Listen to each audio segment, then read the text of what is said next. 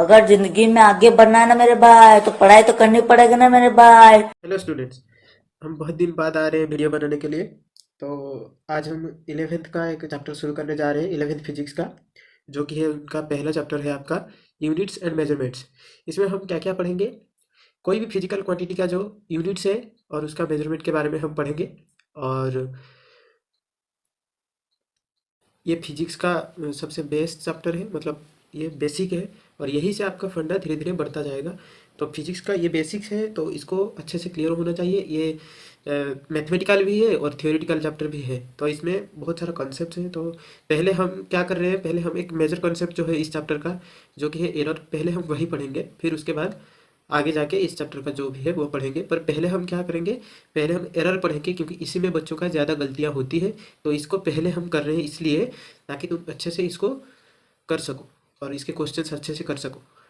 तो एरर क्या होता है? एरर का मतलब गलतियाँ। ठीक है, तो तुम यहाँ पे मैंने क्या लिखा है, the difference between the measure value and the actual value of a physical quantity is called as error.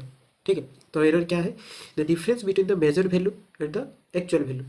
किसका? एक फिजिकल क्वांटिटी का। फिजिकल क्वांटिटी मतलब तुमको लेंथ हो सकता है, तुम्हारा एरिया हो सकता है, रेजिस्टेंस होता है, कोई भी फिजिकल क्वांटिटी है, तुम उसका एरर सबका है। दुनिया में ऐसा कोई चीज़ नहीं है जो कि परफेक्ट है। ठीक है, किसी भी फिजिकल क्वांटिटी परफेक्ट नहीं है। ऐसा कुछ भी नहीं है जो कि परफेक्ट है। सब जगह एरर रहता ही रहता है, ये दिमाग में रखना। Error exist everywhere. कोई भी चीज़ परफेक्ट नहीं है दुनिया में।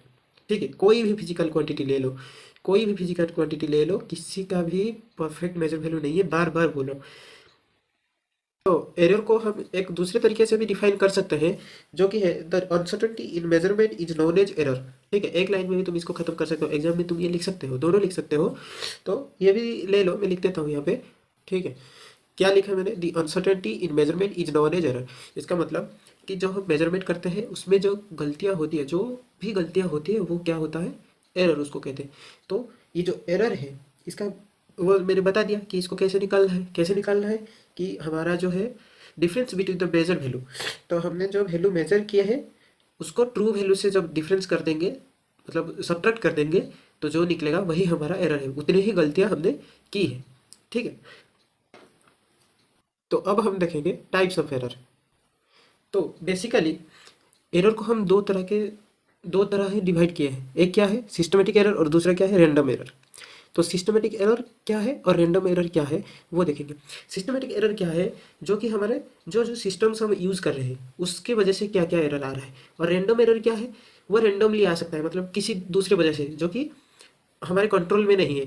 ठीक है, और ये अननोन एरर रहता है, जिसको हम कंट्रोल भी नहीं कर सकते। तो ये होता है रैंडम एरर, मतलब रैंडम एरर को हम कंट्रोल नहीं कर सकते। ठीक है, और सिस्टमेटिक एरर को हम मिनिमाइज कर सकते हैं, ना कि जीरो कर सकते हैं। जीरो किसी भी एरर को नहीं किया जा सकता, बस मिनिमाइज कर सकते हैं।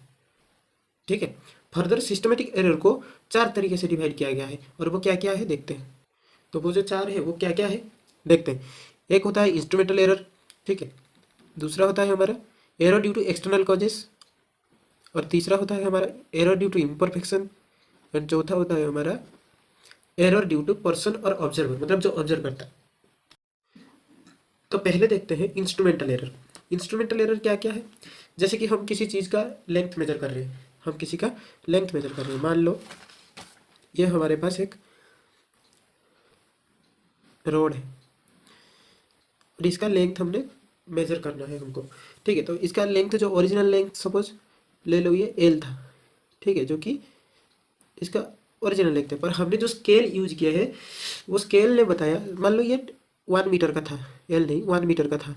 ठीक है, हमको 1 मीटर, पर हमारा जो स्केल है, पहले इसको क्या किया ना, पहले हमने जब मेजर किया उसने मेजर किया कि ये जो लेंथ है वो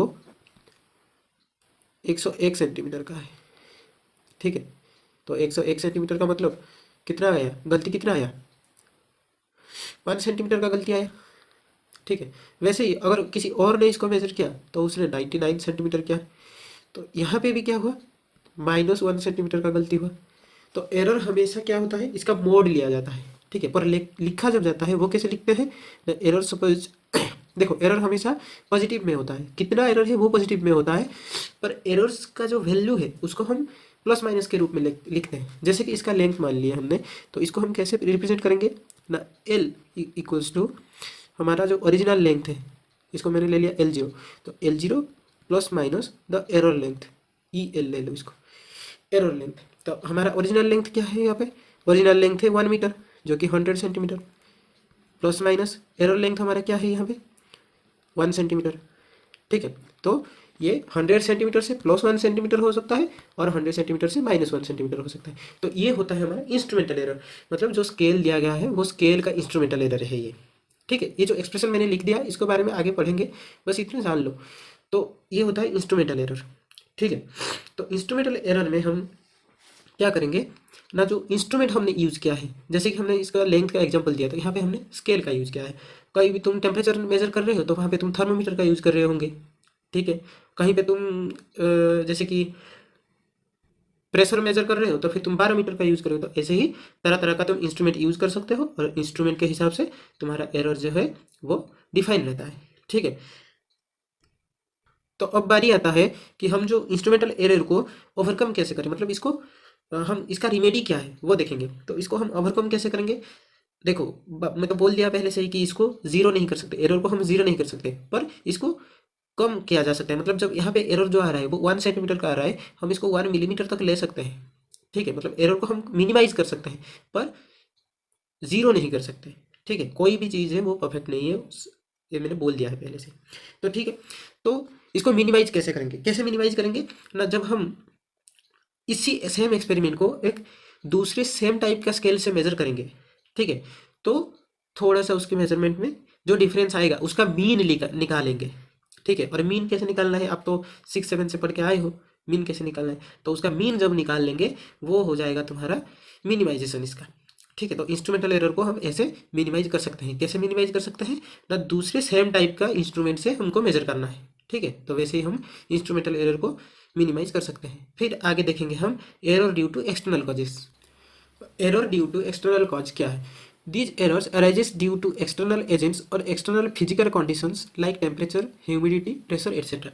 तो इसका मतलब क्या है, ये जो एक्सटर्नल कॉजेस का मतलब क्या है, जब हम कोई एक्सपेरिमेंट कर रहे हैं और उसमें हमारा टेम्परेचर इन्वॉल्व है पर हमारा जो एटमॉस्फेरिक टेम्परेचर है वो डिफर कर गया, जैसे कि तुम ठंड में वो एक्सपेरिमेंट किया और उसे को तुम गर्मी के दिन में किया, तो फिर इन दोनों में तुम्हारा जो एटमॉस्फेरिक टेम्परेचर है उनका डिफरेंस आ जाएगा। तो इसके वजह से कुछ तुम्हारा जो रिजल्ट, फाइनल रिजल्ट है वो अलग आएगा। तो इसके वजह से क्या हुआ, तुम्हारा जो एक्सपेरिमेंट का जो रिजल्ट है वो डिफरेंट आया। तो वो जो डिफरेंट आया तो वो तुम्हारा क्या हुआ, error due to external causes. तो ये एक्सटर्नल कॉज की वजह से हुआ। ठीक है, तो वैसे ही प्रेशर की वजह से, तो ये सब हमारे एग्जाम्पल दे दिए। It can be minimize by taking some suitable correction according to our requirements. जैसे कि मैंने टेम्परेचर का एग्जाम्पल दिया, वैसे ही जो हम पहले एक्सपेरिमेंट किए थे उसी तरह का हमारा जिस रूम में एक्सपेरिमेंट कर रहे हैं उस रूम का अगर टेम्परेचर हम वैसे ही मेंटेन कर ले, जो पहले किए थे वैसे ही मेंटेन कर ले, तो ये वाला जो एरर है इसको ओवरकम किया जा सकता है, मिनिमाइज किया जा सकता है। ठीक है, तो ये होता है इसका रिमेडी, किसका, error due to external causes. फिर हम देखेंगे एरर ड्यू टू इम्परफेक्शन। ये क्या होता है देखेंगे, error due to imperfection, it arises due to wrong calibration of our measurement scale. Wrong calibration, calibration का मतलब होता है, देखिए हम जिस स्केल से मेजर करते हैं, जैसे कि हमारा लेंथ स्केल हो गया। ठीक है, लेंथ स्केल पे आप देखे होंगे छोटे छोटे लाइन्स है। ठीक है, अगर वो लाइन्स जो है, तुमको ये पता है कि 0 से 1 तक जो लाइन्स है वो 1 सेंटीमीटर का होता है। ठीक है, अगर वो परफेक्टली 1 सेंटीमीटर में वो लाइन्स नहीं दिए होंगे तो वहीं पे गड़बड़ी आ गई तुम्हारी। ठीक है, और वही लाइन्स को हम कैलिब्रेशन कहते हैं। ठीक है, मतलब एक सही जगह पे अगर पोजीशन पे वो लाइन्स दिए गए हैं, ठीक है, और सेम सीक्वेंस पे दिए गए हैं, तो उसको हम बोलते हैं कैलिब्रेशन। ठीक है, अगर वही कैलिब्रेशन में गलती आ गई तो फिर तो तुम्हारा पूरा मेजरमेंट ही गलती हो गया, तो पूरा मेजरमेंट में तुम्हारा एरर आ गया। तो वो है तुम्हारा कैलिब्रेशन की वजह से। और it can not be overcome without knowing the cause of error. मतलब हम इस एरर को ओवरकम नहीं कर सकते हैं अगर हमको इसका कॉज नहीं पता है। मतलब ये किसके, अगर हमको नहीं पता है कि स्केल का जो कैलिब्रेशन है वो गलत है, तो हम कैसे इसको ओवरकम करेंगे, तो पहले इसको इसका कॉज जानना पड़ेगा हमको। ठीक है, अगर कॉज पता चल गया तो फिर हम दूसरे स्केल से मेजर करेंगे, क्योंकि हमको पता चल गया कि ये जो मेजरमेंट स्केल है ये हमारा गलत है। ठीक, तो आगे हम देखेंगे क्या, जो पर्सनल एरर है। पर्सनल एरर क्या है, these errors arise due to lack of attention of the observer. तो ये किस लिए आता है कि जब ऑब्जर्वर जो है, जो एक्सपेरिमेंट कर रहा है, अगर वो सही से ध्यान दे के नहीं कर रहा है, ठीक है, तो तब ये टाइप का एरर आता है। मतलब तुम ध्यान से नहीं करोगे तो उसका मेजरमेंट आपका गलत होगा। ठीक है, तो ध्यान ही नहीं है तो फिर गलत होगा। तो इस वजह से आपका जो एरर आता है उसको हम क्या बोलते हैं, पर्सनल एरर। ठीक है, और ये किसके अंदर में जाता है, सिस्टमेटिक एरर में। हम अभी तक सिस्टमेटिक एरर से निकले नहीं है, ये हम सिस्टमेटिक एरर का टाइप ही पढ़ रहे हैं। ठीक है, अच्छा, तो इसको हम ओवरकम कैसे करें, और इसको ओवरकम करने के लिए हमको क्या करना है ना, इसको हम जो एक्सपेरिमेंट कर रहे हैं उसको बार बार रिपीट करना है अदर पीपल के थ्रू। ठीक है, अदर लोगों के थ्रू, मतलब इसीलिए तो तुम लोगों को जब एक्सपेरिमेंट करने दिया जाता है तुमको ग्रुप में दिया जाता है, ताकि कोई अगर अटेंशन नहीं दे पाया तो फिर दूसरा दे सके। ठीक है, तो इसलिए ग्रुप में सारे एक्सपेरिमेंट किया जाता है। आगे देखेंगे रैंडम एरर। तो रैंडम एरर है, after multiple experiment the readings got slightly different from each other which is known as so. इसका मतलब देखो, रैंडम एरर क्या है, सपोज आपने एक एक्सपेरिमेंट का n टाइम्स रीडिंग लिया। ठीक है, तो n टाइम्स रीडिंग लेने के बाद आपका जो हर एक रीडिंग है ना, उन दोनों के बीच थोड़ा बहुत डिफरेंस आ रहा होगा। ठीक है, आप जो भी एक्सपेरिमेंट करोगे तो आगे करोगे तुम लोग, तो फिर उसमें देख लेना कि उसमें आपका एरर आएगा। तो वही जो एरर आता है वो रैंडम एरर है, और वो किस वजह से आता है, क्यों आता है, ये ऑब्जर्वर को नहीं पता होता है। ठीक है, तो इसको हम बोलते हैं रैंडम एरर। ठीक है, इसलिए इसका नाम है रैंडम एरर। तो there is no any pattern, इसका कोई पैटर्न नहीं होता कि ये इस तरह आएगा उस तरह आएगा, इसका कोई पैटर्न नहीं होता। ठीक है, तो इसको हम जान नहीं पाते। It can not be control by the observer, ये ऑब्जर्वर के द्वारा कंट्रोल नहीं किया जा सकता है, मतलब इसको हम मिनिमाइज नहीं कर सकते हैं। इसका सिर्फ एक ही तरीका है, मीन निकाल के इसका मिनिमाइज किया जा सकता है। मतलब इसका जो मीन वैल्यू है उसी को हम मेजर्ड वैल्यू एक्सेप्ट करते हैं। ठीक है, तो मीन जो है इसका मेजर वैल्यू एक्सेप्ट किया जाता है, पर ये रैंडम एरर को हम मिनिमाइज नहीं कर सकते और दूसरे तरीके से। ठीक है, तो ये हो गया हमारा टाइप्स ऑफ एरर का। तो आज का वीडियो यहीं पे एंड करते हैं। अगर आपको ये वीडियो अच्छी लगे तो अपने दोस्तों के साथ शेयर कीजिए और हमारे चैनल को सब्सक्राइब कीजिए। Thank you.